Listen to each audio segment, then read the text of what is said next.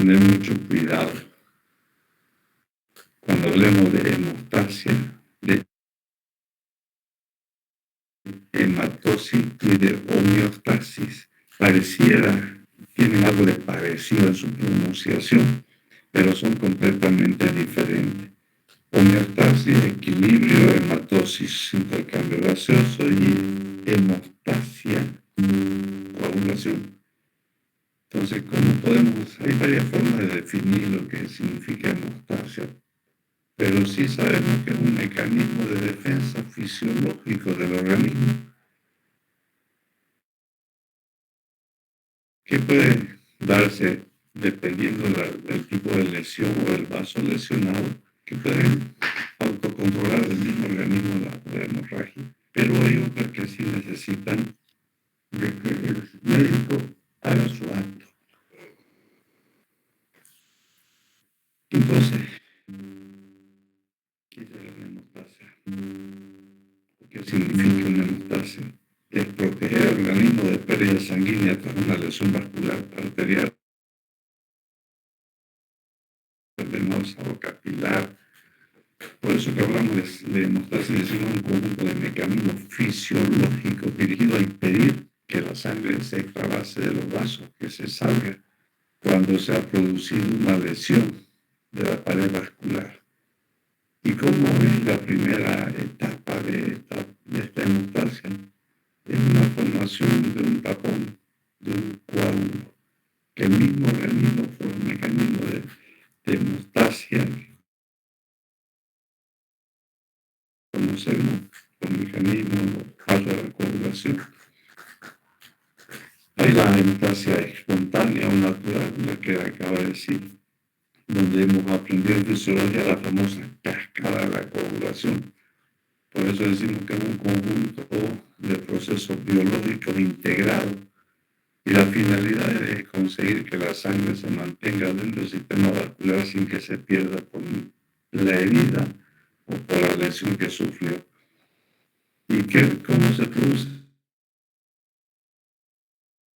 Obturando, cerrando o liberando las soluciones de continuidad que se producen en los vasos. Y la hemostasia quirúrgica busca otras cosas, o se produce o se realiza de otra forma. La hemostasia quirúrgica es abrupta, o sea, rápida. Todos los procedimientos técnicos que el cirujano emplea para controlar la hemorragia, con los dedos, por compresión, por ligadura, por térmico, por diferentes formas.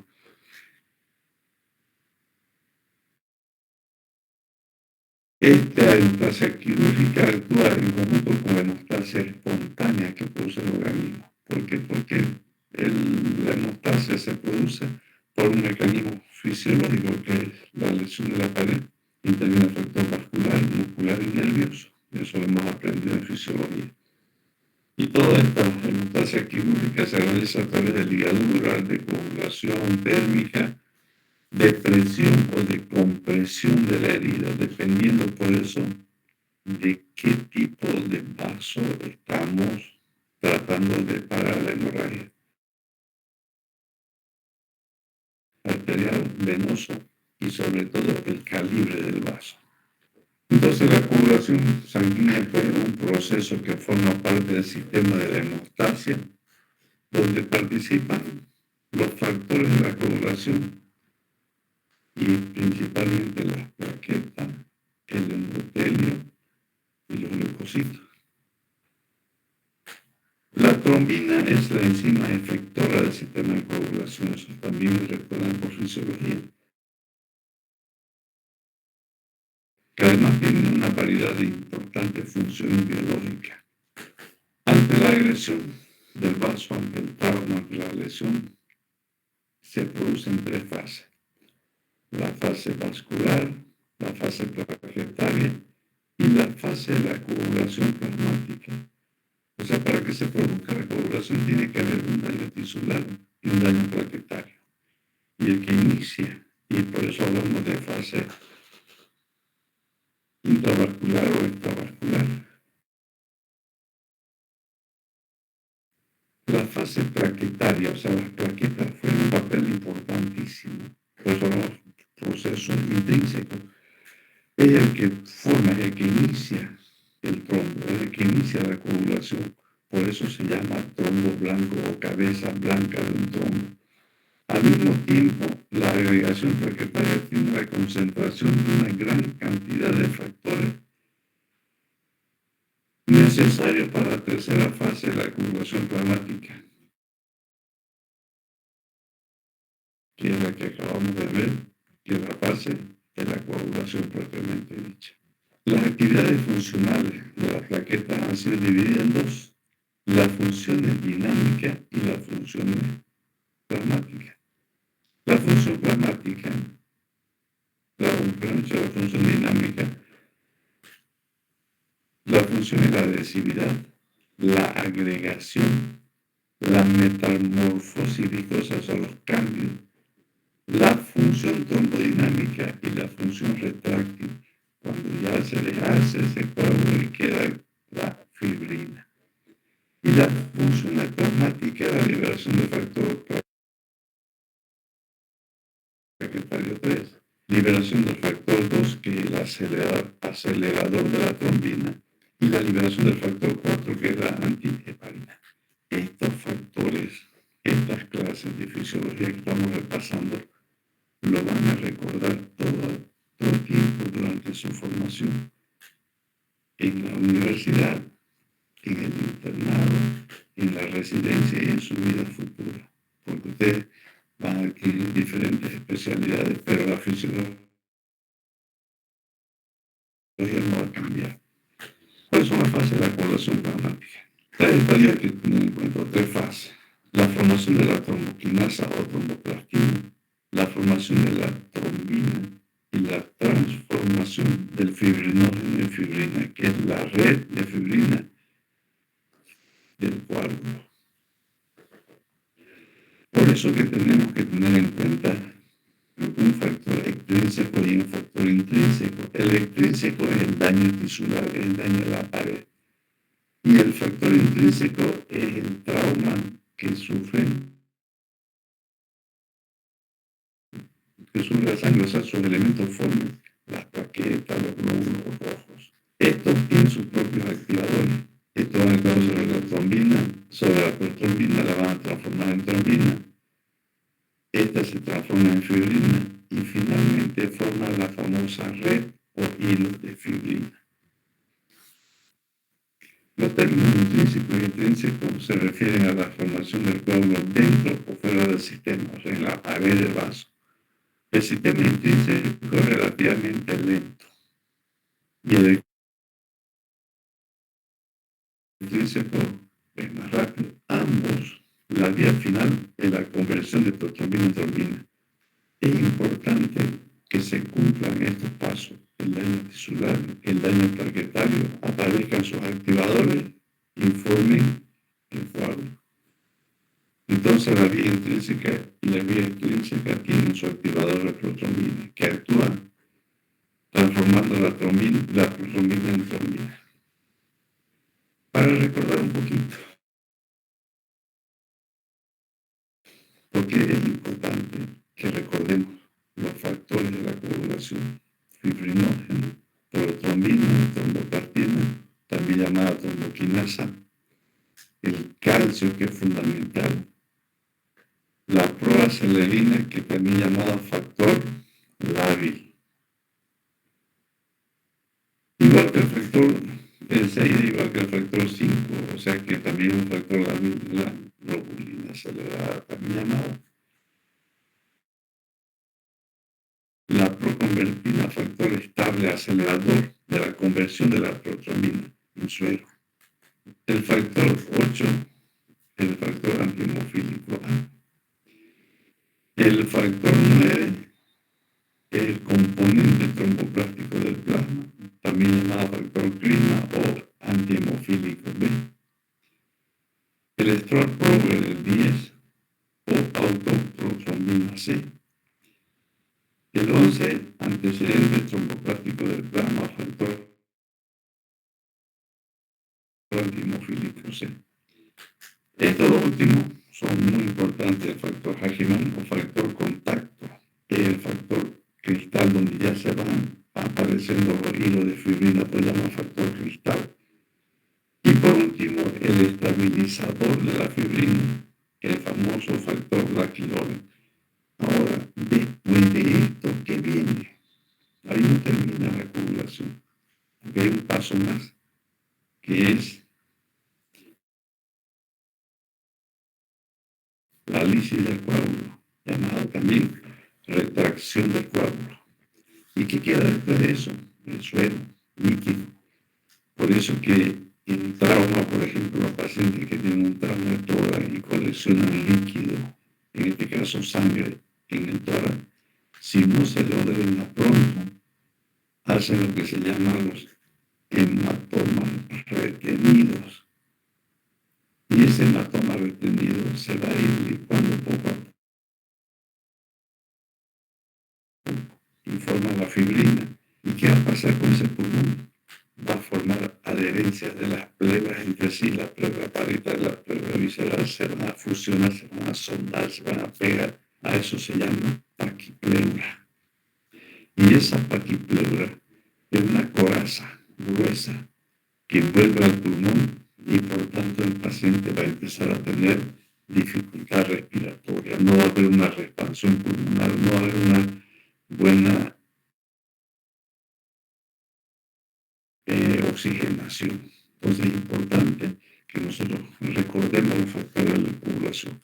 Estos factores de la coagulación se dividen en 4 grupos funcionales. La vitamina K dependiente, estos factores son importantísimos. Como son factores que se forman en el hígado, se metabolizan en el hígado, entonces tenemos que tener en cuenta cuando un paciente tiene, por ejemplo, ictericia, cuando un paciente tiene cirrosis, ¿qué factores son que van a alterarse? Vitamina K dependiente, el factor 9, el 10, el 2 y el 7. Tenemos otro grupo, que son los factores 5 y el factor 8, llamados cofactores. Y hay otros que son los de la activación del sistema de contacto. Y por último, el fibrinógeno, el factor 13, que está ya relacionado con la formación de fibrina.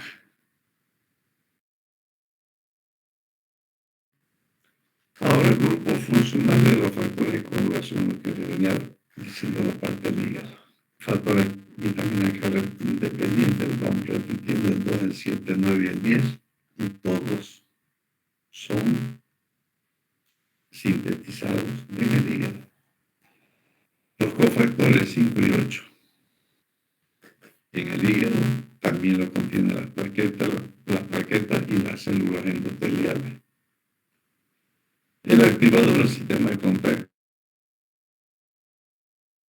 del 11 y el 12, en estos factores, la precalcreína y el quiminógeno, hay todavía una duda que si se forman o se sintetizan en el hígado o no, pero cuando hay alguna patología con alteración de estos factores, es mejor proteger al hígado utilizando el protocolo, utilizando vitamina K, porque el paciente también va a tener ictericia.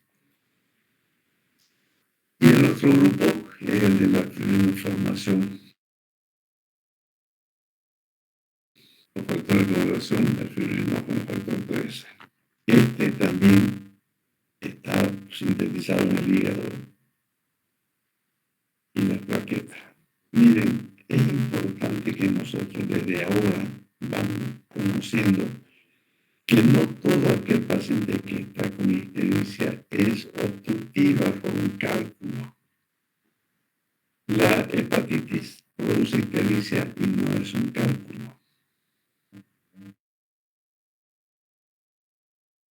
Las intoxicaciones, la sepsis produce también ictericia. ¿Por qué?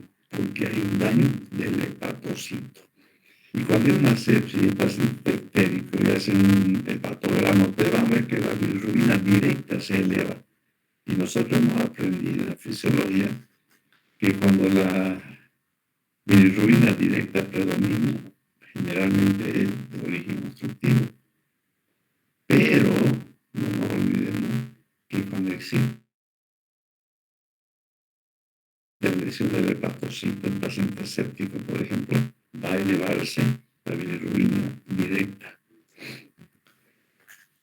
Es importante que nosotros conozcamos, sepamos algo, por lo menos algo de lo que es hemorragia o hemostasia. Mire, la pérdida sanguínea puede comprometer la vida del paciente. Así, cuando uno está operando, tiene que ser muy cuidadoso en la hemostasia. Porque si nosotros no hacemos buena hemostasia, a medida que vamos entrando a cavidad o llegamos a cavidad y vamos a buscar el órgano lesionado, si esa cavidad quirúrgica está llena de sangre, no vamos a distinguir las estructuras anatómicas y vamos a empezar a cortar sin mirar, sin ver, y vamos a hacer desastre. Entonces, es importante la hemostasia. Miren lo que dice: ningún cirujano debe suturar una herida o cerrar la cavidad abdominal de que hace, sin estar seguro de que hace una buena hemostasia. Si usted ve que está sangrando, trate de hacer la mejor hemostasia posible. En algunos casos, uno, cuando no queda satisfecho con una hemostasia, que usted ve un babeíto por ahí, hemorragia innata se llama, que no es mucho, puede utilizar hemostáticos que vamos a nombrarlo más al final del tema, o dejamos un drenaje, que es el centinela que nos va a avisar si la hemorragia que había, que parece que era mínima, aumentó. Por eso es que cuando uno llega al internado y entra en la cirugía o tiene pacientes que evolucionar con drenaje, tiene que cuantificar y cualificar. Van a decir un drenaje con secreción hemática, cero hemática o serosa, y poner la cantidad. Porque si ese paciente se operó hoy, por decirlo, y hasta la noche perdió 1 litro de sangre por drenaje, ese paciente está sangrando y hay que operarlo, pues si no se va a morir. Por eso que siempre hay que hacer una hemostasia rigurosa. Este control de hemostasia que hagamos va a ayudarnos a garantizar el éxito de la operación. Porque el paciente puede entrar en un shock hipovolémico. Y el shock hipovolémico se divide en 4 grados. Eso lo va a ver en medicina interna, y nosotros en quinto tenemos un tema que se llama shock hipovolémico. Entonces, paciente grado 3 de un shock hipovolémico es un paciente que ya está con alteración del estado de conciencia. ¿Por qué? Porque el oxígeno no llega hasta el cerebro por la hipovolemia, por la pérdida de sangre. Entonces, por eso es importantísimo saber reconocer las hemorragias.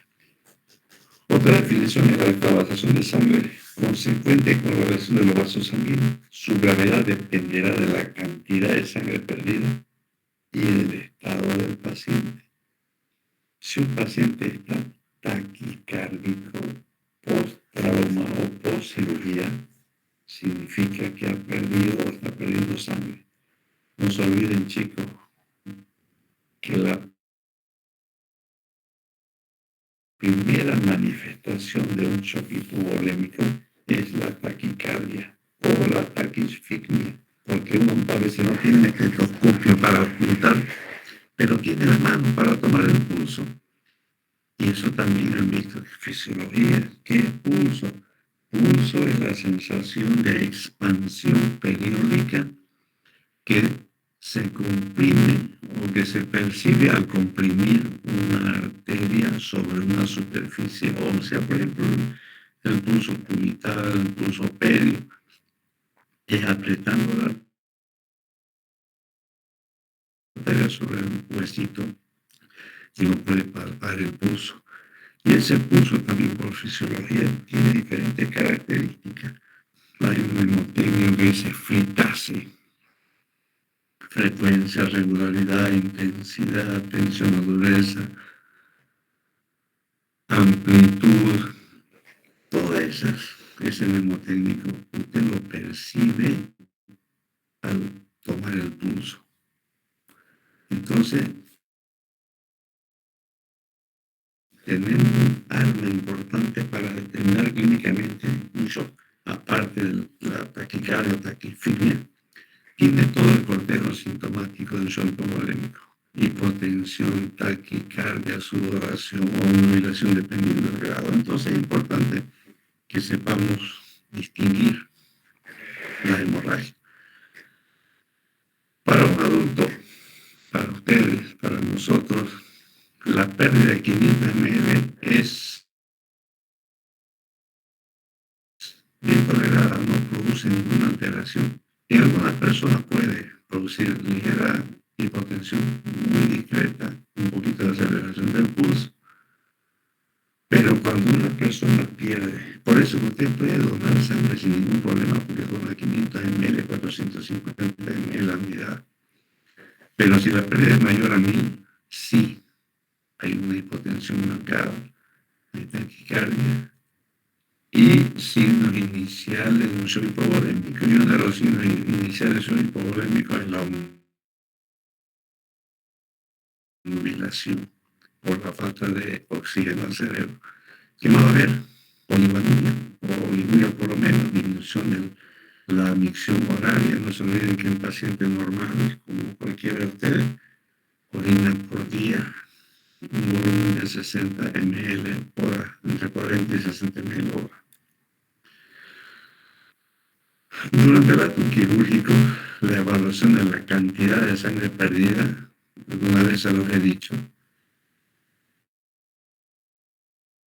se puede realizar midiendo cuánto de sangre se aspiró, cuánto hay en el frasco de aspiración. Otra forma de medir la cantidad de sangre perdida es pesando las compresas o las gasas antes de empezar la cirugía. Y después se la vuelve a pesar. Y a eso se llama destare. ¿Cuánto pesó al inicio antes de que utilicen y cuánto pesa al terminar la cirugía húmeda con sangre?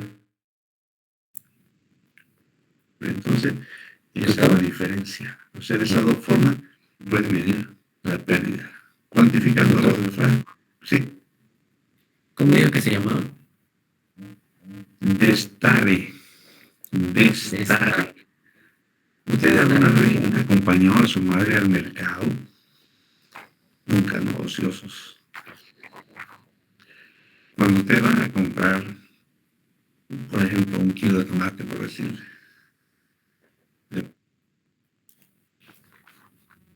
ponen los tomates a un lado de la balanza, a un lado de la pesa, y al otro lado hay una piedra o fierro que pesa 1 kilo, por decirle. Entonces, ese sobrepeso, esa piedra o ese fierro que le ponen, ese es el destare. Es el equivalente a un peso. Por eso se mide y se pesa. Ahora, ¿cómo sabemos qué tipo de vaso está lesionado? El color y las características del sangrado.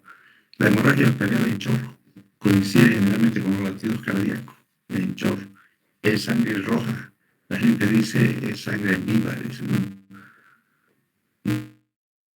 Muerta. Pero se dice rojo, rutilante. En la imagen ustedes ven cómo se pueden hacer hemostasia. Haciendo aplicación de una compresión directa sobre la herida, apósitos, vendas. Vamos a ver otro tipo de venda que hay, el mismo tensiómetro, el magnito de tensiómetro lo pueden poner sobre la herida dependiendo, lógicamente, si es una extremidad. En el abdomen eso no sirve más que la compresión. La hemorragia venosa, al contrario, es oscura y no es en chorro, es como si usted estuviera abriendo un libro, cae una mala sangre, no tiene relación con los latidos cardíacos. La hemorragia capilar no hay un sangrado evidente, pero sí sangra de todo lado. Esa es una hemorragia difusa, llamada hemorragia en napa, N-A, no M, N-A-P-A, napa. Y esta hemorragia es mixta, porque tiene generalmente el sangrado es capilar. Hay entonces sangre oscura y hay estrías de sangre roja. Entonces una hemorragia en napa o hemorragia mixta. Las hemostasias pueden ser temporales o definitivas. Temporal es la que reduce o suprime el flujo sanguíneo transitoriamente durante un acto quirúrgico. La compresión externa es una hemostasia temporal. En cambio, la hemostasia definitiva es la que ocluye permanentemente la luz del vaso. Existen varias formas. Es importante, vamos a ver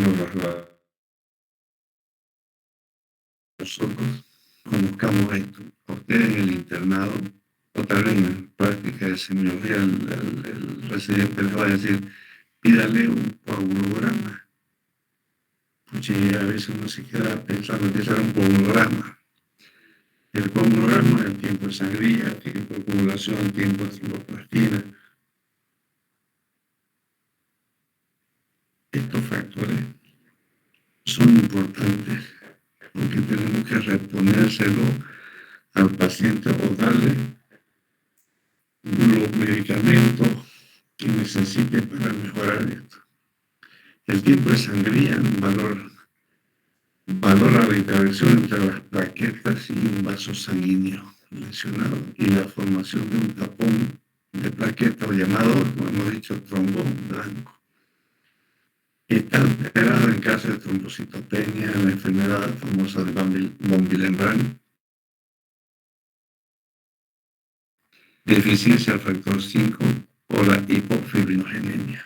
El tiempo de protrombina es el factor de coagulación que más utilizamos. No puede un paciente entrar al quirófano si no tiene tiempo de protrombina. Entonces, segundo, lo normal, que valora la vía extrínseca, el daño tisular. A estos pacientes se puede agregar la tromboplastina, la heparina. Se puede, en los pacientes que tienen alteraciones en el tiempo de protrombina, lo corregimos con plasma. Lo podemos corregir con vitamina K. Pero no se olviden, chicos, por fisiología me imagino que han encontrado que la vitamina K actúa no más allá de 2 o 3 días. Si usted le pone 10 días de vitamina K, ya no tiene ningún efecto. Ya no tiene. Entonces, a veces uno se pasa con la cantidad de vitamina K y hay que revertirlo. Entonces, se da una sustancia que se llama sulfato de protamina. Otro tipo de tromboplastina. Normal 45 segundos y valora la rapidez de la vía intrínseca de trombina en una columna fija de plasma. Es sensible a los factores 13, 9, 11 y 12. Y por último, el tiempo de trombina, normal 10 segundos. Esta prueba detecta anormalidades cualitativas del fibrinógeno y los anticoagulantes. Se mide después de añadir una cantidad estándar de trombina a la columna fija de plasma. Es muy difícil hacer las pruebas estas porque tenemos que tener un laboratorio especializado y deberíamos tener todos los factores disponibles en el laboratorio. Ningún hospital público tiene estos laboratorios especiales. Por eso es que nosotros, ¿qué pedimos? El operatorio, tiempo de protrombina, tiempo de sangre, tiempo de coagulación, que son los métodos más fáciles, el método de Duque o el método de INVI. Los métodos de hemostasia, hemos dicho que que son temporales o definitivos. Los temporales son el torniquete o garrote definido quieto que se llama, manguito neumático, las posiciones antihemorrágicas, taponito compresivo, compresión digital o maniobra de Pringle se llama. Compresión digital es agarrar con el dedo índice y el pulgar un vaso para hacer una hemostasis. Generalmente se lo hace con la mano izquierda. Y al comprimir transitoriamente ese vaso, usted puede encontrar el vaso que está sangrando, entonces podrá hacer una ligadura definitiva o parcial. O podrá hacer una anastomosis. Otra hemostasia temporal es el clampeamiento. Hemos dicho que las pinzas vasculares tienen las cerrillas no transversales sino longitudinales, de tal forma que no lesione el endotelio vascular. Todo esto son métodos de hemostasia temporal.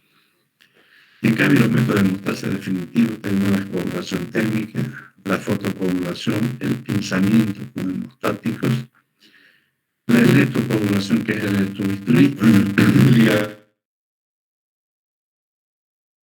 por transfusión, aquella sutura que se atraviesa el vaso y la hace una ligadura en 8 suturas hemostáticas, los puntos que están aprendiendo, por ejemplo, el Donati es un punto hemostático.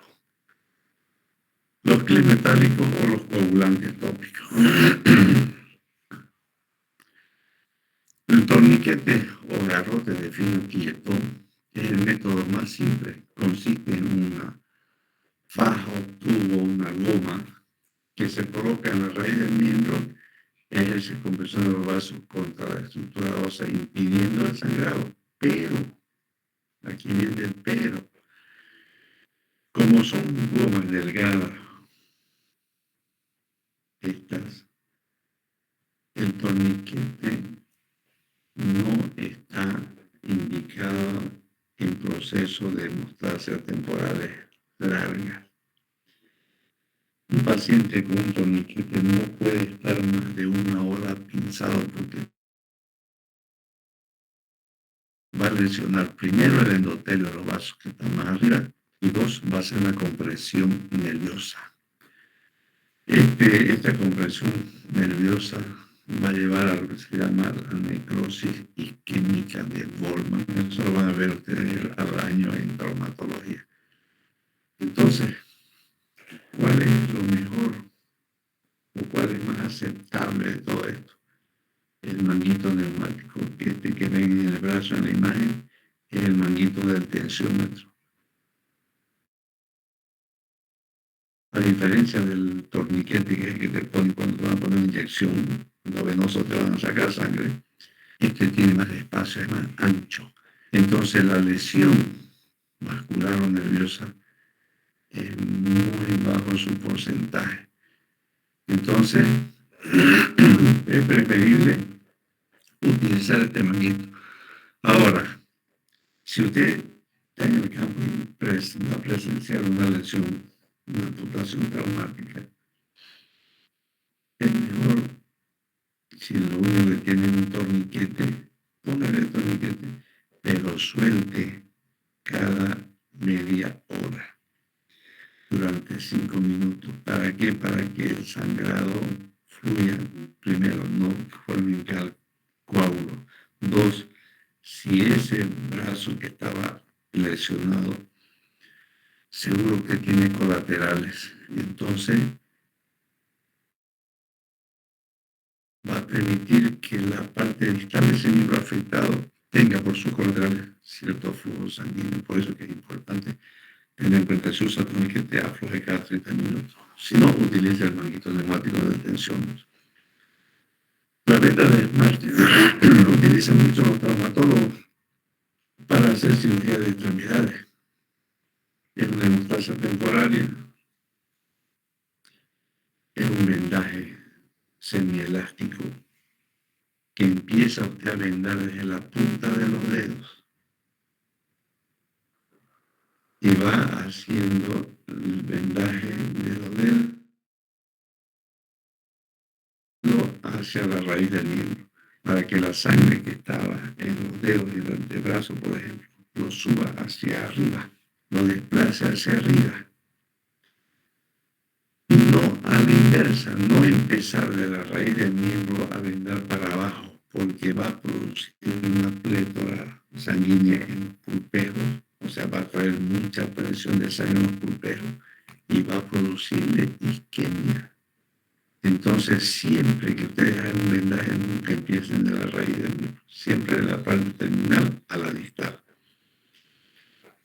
Y eso va a permitir que usted haga una cirugía exsangue, o sea, sin un sangrado, donde pueda ver los tejidos sin ningún gota de sangre que obstruya o le dificulte hacer su cirugía.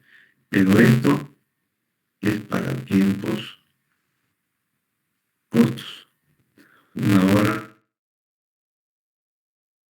a 1 hora y media. Venda de March, 1 hora a 1 hora y media.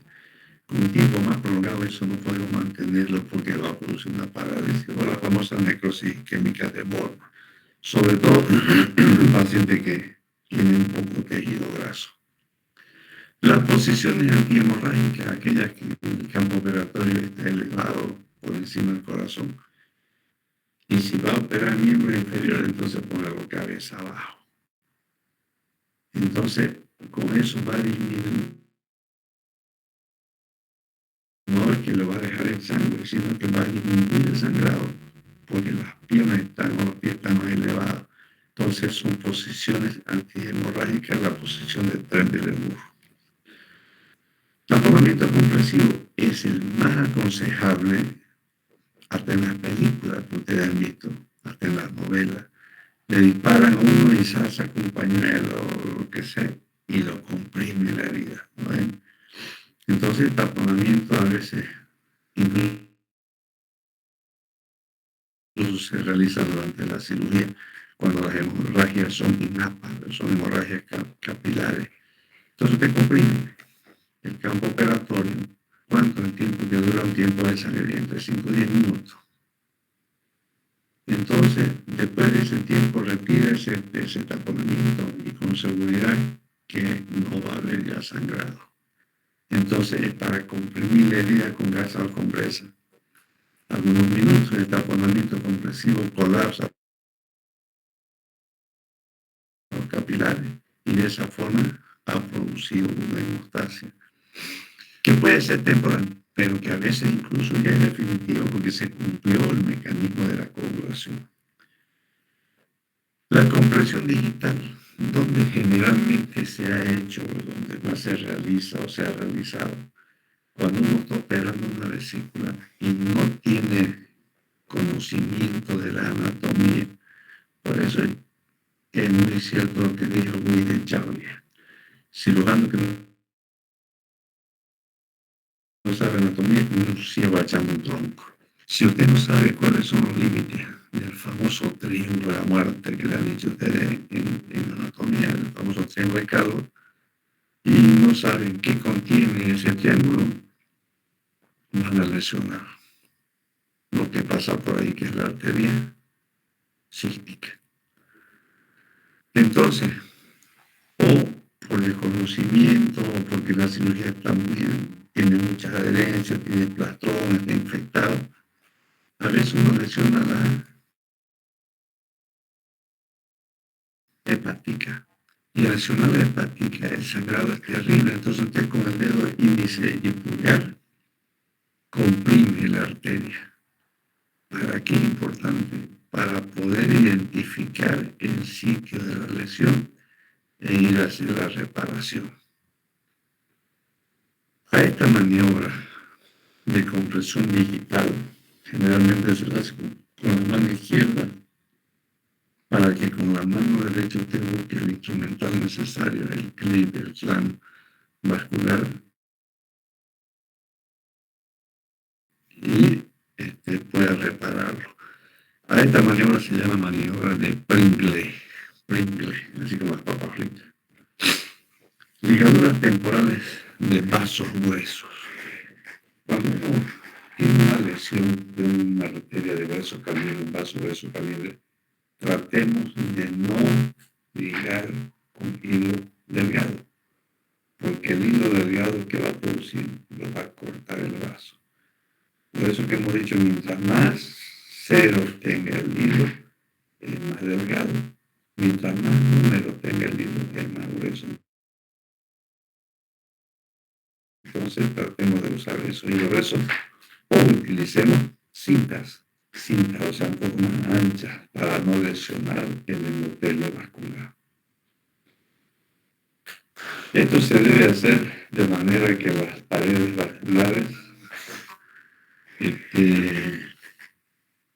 no se lesione el endotelio, porque si usted lesiona el endotelio, más arriba va a ir recortando, más tejido vascular va a ir resecando y entonces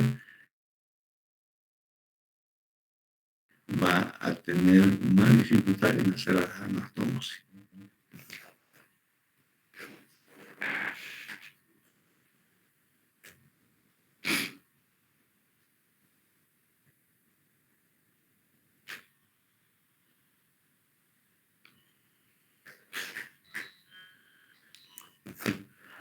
Clampeamiento vascular.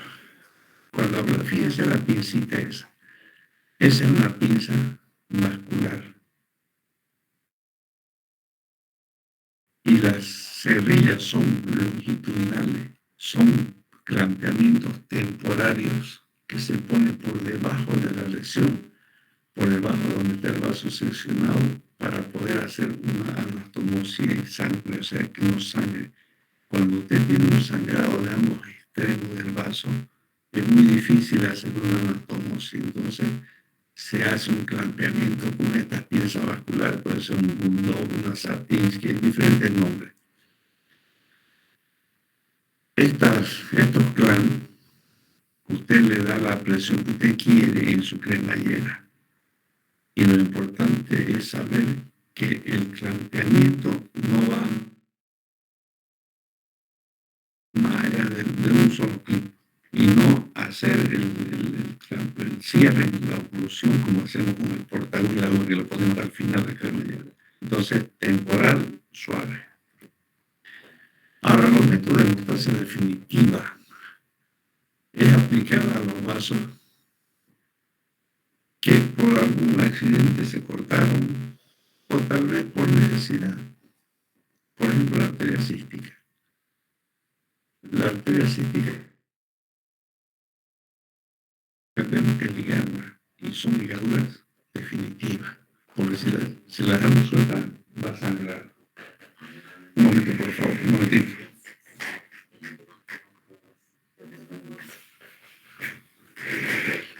Entonces, esta hemostasia definitiva la hace generalmente el médico que está operando, con ligaduras, con clip, con coagulaciones térmicas o con esponja hemostática. La coagulación térmica, por ejemplo, se realiza con el termocauterio, que posee una punta metálica que calienta a través de la corriente eléctrica que se llama galvanocauterio. ¿Cómo se produce la hemostasia? Al entrar en contacto este fierro incandescente, actúa sobre el vaso y lo sella, lo cierra, lo coagula. La fotocoagulación, sin embargo, es un láser. El uso de estos rayos emplea generalmente el haz de láser. Usted lo puede graduar como usan los mecánicos o los hojalateros, que tienen una luz ancha, pero lo van graduando. Y dependiendo del calibre del vaso, usted hace el haz que salga de infinito. Al entrar en contacto esta luz genera calor, deseca la célula, coagula la proteína y de esa forma produce la hemostasia, láser. Si bien el láser es un método muy bueno y ahora se está utilizando en todo, pero hay que tener mucho cuidado porque puede producir, como es brilloso, una soldadura, puede producir úlceras en la córnea o quemadura en las manos. El láser de argón lo utilizan mucho en la cirugía de vísceras macizas, el vaso, el riñón, el hígado. de los pequeños vasos. Vasos grandes o de mediano calibre no coagulan con este gas argón. Lo utilizan mucho en cirugía de trasplante hepático, porque van quemando la estructura del hígado y como no quema la parte vascular ni los conductos biliares, entonces quedan esqueletizados, o sea, se quedan visibles y usted ya produce una ligadura. La energía y el color que es azul verdoso esto es mejor absorbida por las células, o sea, por la sangre rica en hemoglobina, que transforma el calor. El láser de argón usado mucho en oftalmología, pero tiene que tener una medida, el calibre de la luz. En cataratas lo utilizan mucho. Lo pueden utilizar más que todo en melanoma, o sea, en tumores malignos de la piel. Pensamientos con hemostáticos. La hemostasia definitiva comienza por un pinzamiento del vaso sangrante con una pinza anatómica, una pinza vascular, o con una pinza hemostática. Y después, recién se hace la ligadura. Lo primero que uno hace es identificar el vaso sangrante. Generalmente, ustedes ya conocen cuáles son las pinzas hemostáticas. Mosquito, Raquel y la Rochester. Teniendo mucho cuidado con la Rochester porque es demasiado tosca, gruesa, igual que la Coger. Pero los más utilizados son la Mosquito o la pinza Kelly. Hay diferentes formas de hacer el pinzamiento. Pinzamiento primero con una pinza hemostática. Pinzamiento transversal o pinzamiento en punta. Depende cómo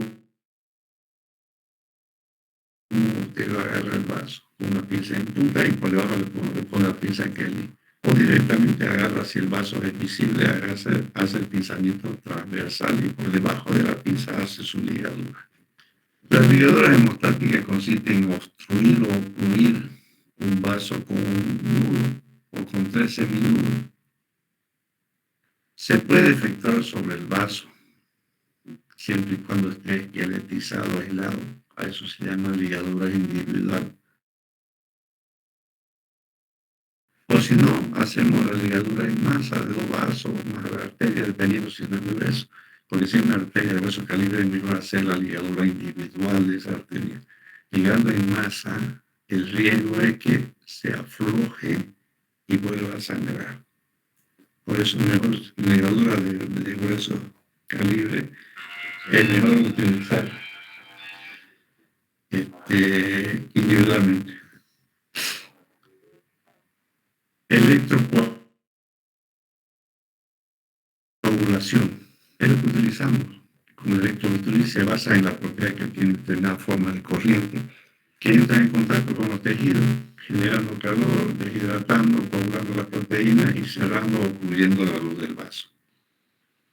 La electrocoagulación se efectúa con bisturí eléctrico, aparato que transforma la corriente alterna urbana de baja frecuencia en corriente de alta frecuencia. La corriente alterna urbana es fatal para el ser humano. La electrocoagulación moderna, la energía eléctrica se convierte en los tejidos en energía térmica, que posee, preguntas, 3 propiedades de la electricidad que afectan el aumento de la temperatura, intensidad, el voltaje y la resistencia. Es una ley que lo han visto ustedes en fisiología, que es la ley o en física cuando estaban en el colegio. Intensidad, voltaje y resistencia. La famosa ley de Ohm. Coagulantes de aplicación local. Eso es en vasos pequeños, de pequeño calibre, en capilares. Son adhesivos de fibrina, por ejemplo. Se utilizan liofilizados de fibrinógeno con solución de trasilol, así se llama. Se prepara la solución en trombina que tiene el nombre de topostacine.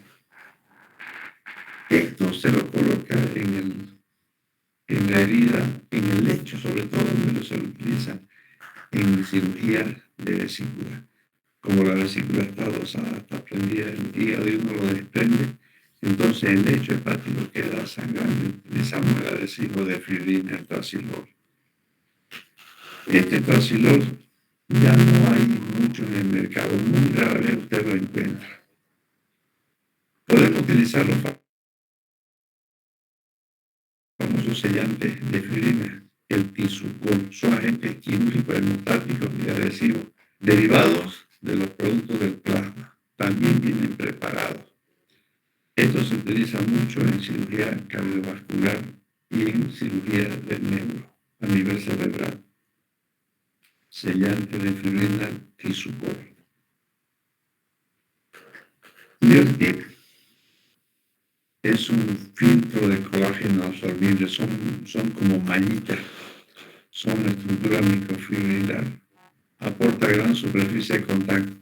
Recuerden ver ustedes, cuando han visto las prácticas de fisiología entre los acelerantes y retardantes de la coagulación. Entre los retardantes le poníamos los tubos de ensayo, sangre y talco. O hacíamos como hacen las señoras en su cumbé, un manojito de paja en un tubo de ensayo, y después transforma usted esa sangre en sangre desfibrinada o sangre incoagulable. Entonces, mientras más superficie de contacto tenga, más rápido se forma la fibrina. ¿Por qué? Porque en esa estructura se forma la agregación plaquetaria, el trombo blanco y después el trombo rojo. Por eso cuando se pone un bypass cardíaco o se pone una prótesis vascular, el paciente tiene que tomar de por vida anticoagulante. ¿Para qué? Para que no se produzca esa destrucción de los glóbulos en ese lugar donde está esa malla, esa prótesis, y terminen haciendo trombos que se van a convertir en émbolos. La cera ósea, ¿quiénes lo utilizan? Fíjense, la cera ósea es la mezcla de cera de abeja y vaselina en 30%, puede ser moldeada de cera. Utilizan los neurocirujanos y los traumatólogos para producir hemostasia en el hueso. Porque como lo de sangrar el hueso no se puede ligar, no se puede utilizar el electrobisturí, entonces con esta cera aplicada en la superficie ósea lesionada o fracturada, sí se puede parar la hemorragia de hueso. Por eso decimos que lo utilizan mucho en neurocirugía, traumatología, cirugía torácica, odontólogos en cirugía maxilofacial. Esta cera hasta la utilizan para hacer injertos los gente en el campo, los productores. La celulosa oxigenada, el oxicel, es una gasa también de tejido absorbible empleada para taponamiento definitivo en la zona donde está la hemorragia innata. Otro, corriente la oxigenada, vertida directamente sobre la herida, es el famoso peróxido de hidrógeno. Desintegra rápidamente los glóbulos blancos, los destruye y se forma el coágulo y después termina formando la fibrina. La trombina tópica, producto comercial químico que contiene trombina empleada para favorecer la coagulación de las hemorragias capilares, muy utilizadas en neurocirugía. Pero ahora hay otros coagulantes, el oxicel, también utilizada el noheparinoides, que lo venden ahora en la farmacia. El surgicel, se llama surgicel, es el más utilizado, son como una esponja, que lo utilizamos mucho en cirugías de vísceras macizas.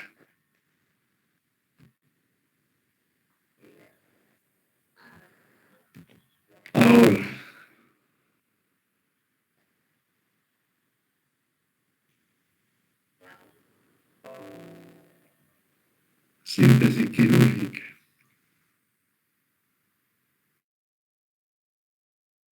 ¿A usted le gusta el fútbol? Sí, doctor. ¿Le gusta el fútbol? ¿Qué partido hay ahora?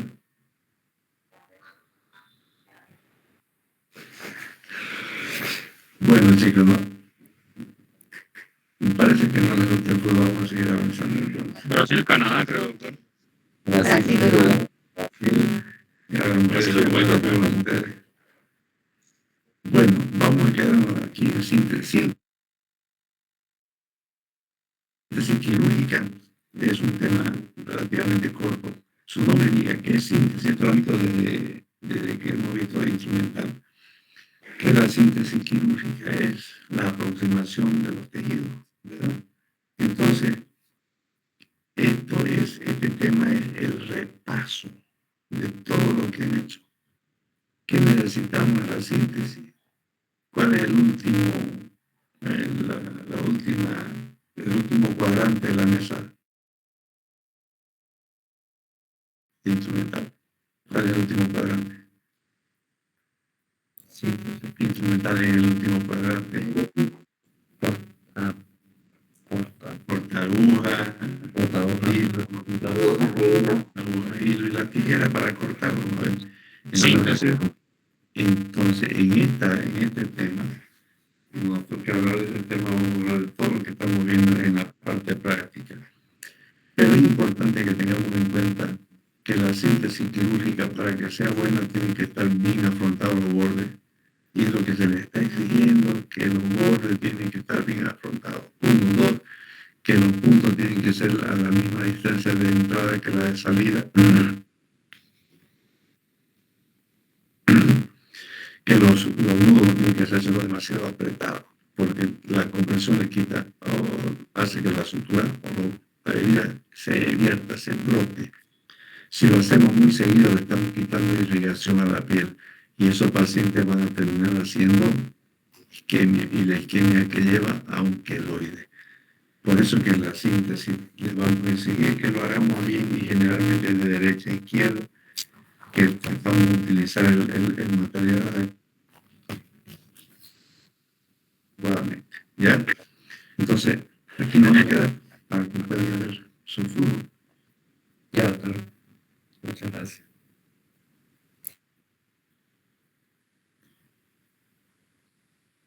Doctor, una consulta. Dígame. Desde segunda parcial, ¿hasta qué tema? Hasta el 32 creo que es contrato. Hasta el 32. Estamos en el 19, el 20 creo que nos toca. El 22. Sí, nos faltan varios temas. Ya. Va a ser el examen después de que vuelvan de vacaciones.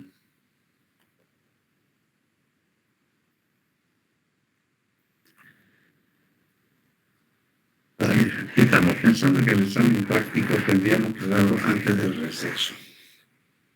Una semana más de práctica que vamos a hacer el punto de... Estamos haciendo el Donati simple, el Donati continuo. Falta hacer el falso Donati simple y el falso Donati continuo. Y de ahí ya vamos a tomar el examen. Yo creo que lo ideal sería que demos el examen antes de vacaciones. ¿No? Sí.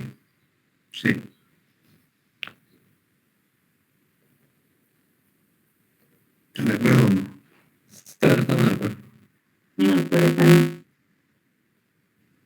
Para que pues vayan a pasar una buena vacación. Bueno, chicos, que tengan buena noche. Gracias, doctor. Igualmente. Y sigan estudiando.